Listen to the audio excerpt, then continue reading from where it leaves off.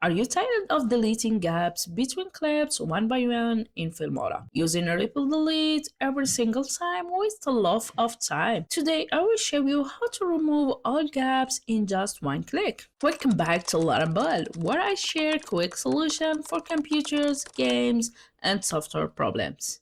Let's start.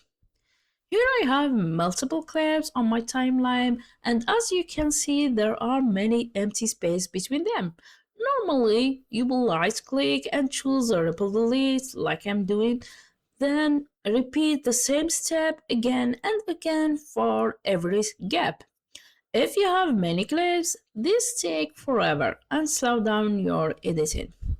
But I will show you how to solve that. First of all, select audio clip by just pressing Ctrl A or just using the mouse like I'm doing here. Then just right click and choose Close Gap. Instantly, Filmora will automatically move all the clips together and remove every empty space at once. You can even use the shortcut is Alt Delete. If this option doesn't work, make sure all your clips are on the same track, no tracks are locked, and nothing outside the timeline is selected. If this video helped you, don't forget to like and subscribe to LaremBel for more quick tips and solutions.